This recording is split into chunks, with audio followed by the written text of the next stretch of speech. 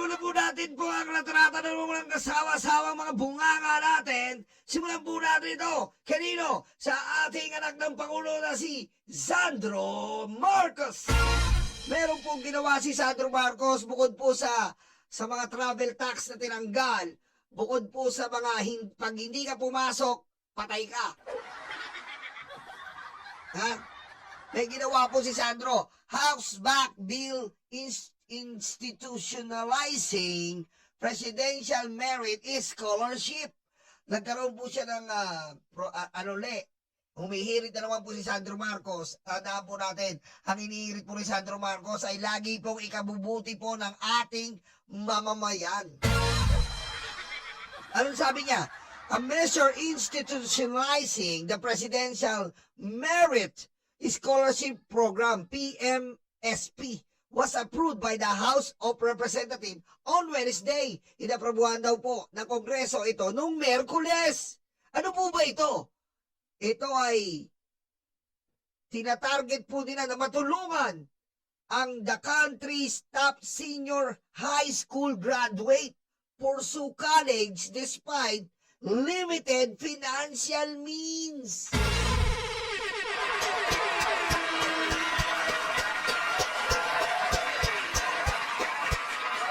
Ito po ang House Bill number 8477. Kumbaga, ginagawa po nito, halimbawa po, ang mga anak nyo ay wala pong kakayahang makapag-college. Ayan po bibigyan po ng programa nito. Ituloy ang pangarap ng ating mga anak. Napakaganda na ito Napakaganda po nito. Biro nyo po, kapag tayo po bilang mga magulang, minsan wala na po tayong kakayaan, said na po tayo, na hindi na po natin mapatugunan ang pag-aaral ng ating mga anak. Pero nakikitaan po natin siya ng potensyal. You are seeing a potential in your own son and daughter. Aray ko. Okay? Your mind is willing, but your money is nothing. Di ba? Minsan ganun po tayo Yung utak natin, gustong-gusto pa natin ituloy para sa anak natin. Pero yung pera natin, unknown. Aray ko. Ngayon po sa programa po ng ating Pangulo tuloy, malapit na ito maging Pangulo. Ito na po ito po, pakinggan nyo seeks to establish a permanent national scholarship system that will provide financial assistance to outstanding SHS graduates who belong to the top 1% of their graduating class and enroll in priority degree programs identified by CHED. Wow!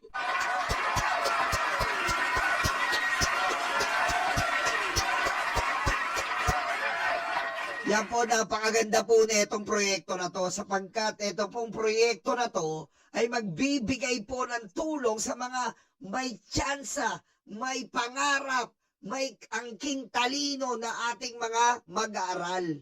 Na minsan po, may mga matalino pong sadlak sa buhay, may mga matalino pong hirap na hirap sa pamilya, hirap na hirap ang kalagayan sa buhay, at hindi na po nagagawang mag-college at ituloy ang kanilang ginugustong pangarap. Ngayon po sa programa ni Sandro Marcos na ating anak ng presidente ay matutupad na po. Ganito po sana ang mga minumungkain ng ating mga congressman. Sinusundan po ang yapak ng ating first son na si Sandro Marcos. Napakaganda po nito. Edukasyon. Edukasyon ay importante sa utak at puso ni Numan. Aray ko. Di ba? Napaka-importante po ng edukasyon dahil ang edukasyon po, ang gaya nga po sabi ng ating mga magulang, ating mga lolo, anak, ang edukasyon ay hindi mawawala sa utak mo. Ang edukasyon, anak, ay hindi mananakaw. Anumang taon, anumang dekada ang lumipas, ang edukasyon ay hindi mananakaw. Ngayon, ang edukasyon po ay tinarget ni Sandro Marcos para po sa ating may mga tsansang mga estudyante na hirap po sa buhay. Alam naman po natin ang kalagayan ng ating bansa na may mga pamilya po tayo sadlak sa kahirapan. Ngunit nagkaroon po sila ng maswerteng mga anak na may tsansa, may talino, may angking talino at may potensyal na maabot ang kailangan maabot. Sumasaludo po tayo sa ating kay Sandro Marcos dahil bibira po ang mga programang ganito na ang dami pong ginawa ni Sandro na talagang nakakatulong po dito sa ating bansa. Una po dito yung travel tax, di ba? Yung travel tax po ay nakakatulong po yan sa ating mga kababayan na gustong mag-travel at sa mga turista na gusto rin magpunta rito. Ngayon, dito naman po sa mga kongreso na hindi na pumapasok, ay magsisipasok po. Yung mga nakadisplay lang dyan, katulad ng mga Duterte, ay magsisipasok. Aray ko. Diba? Saludo po. Saludo po tayo dito po kay Sandro Marcos. At sana po, Congressman Sandro, tuloy-tuloy niya po yan. Happy birthday po, belated happy birthday sa inyo. And sana naging masaya po ang inyong kaarawan. At dahil alam ko sa sarili ko, ako po, nakikita ko po si Sandro Marcos at na may mga events po na nakikita ko si Sandro Marcos na napakaginto po ng pusong yan. Alam niyo po, kung sa totoosin lang po, tayo po, yung mga Pilipino po kasi nawala na ng, yung iba sa atin nawala na ng moral eh. Nawala na ng moral.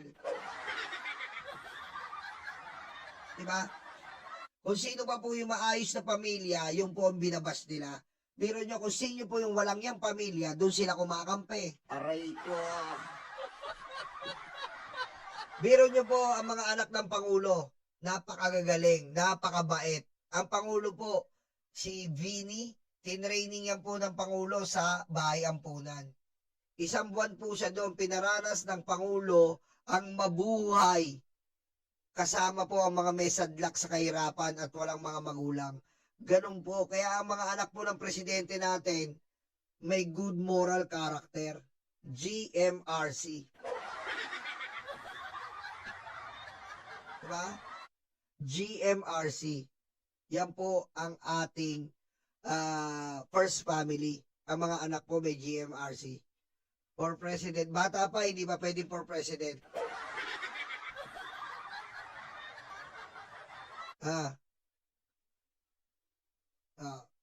Kung ang first family may GMRC, good moral character, ano naman po ang meron ng first Duterte family? Kung good moral character, GMRC rin. Grabe, ridiculous, grabe, mga ridiculous company. Patayin mo si BBM. No joke.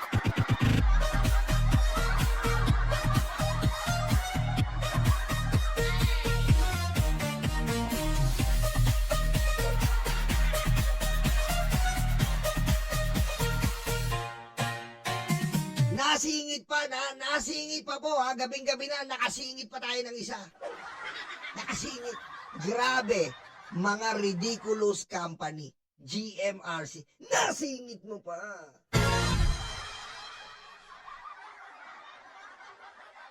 Grabe, mga corrupt. Grabe, mga kriminal. Magaling ka, babigas ko na. Pumapantay ka na sa level ng hintuturo ko, ha. Di ba? Ayan po. Salamat po, Sandro Marcos.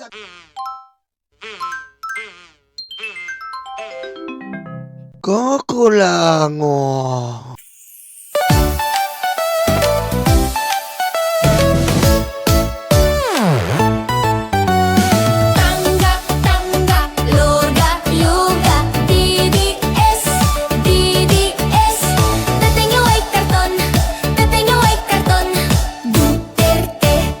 Duterte,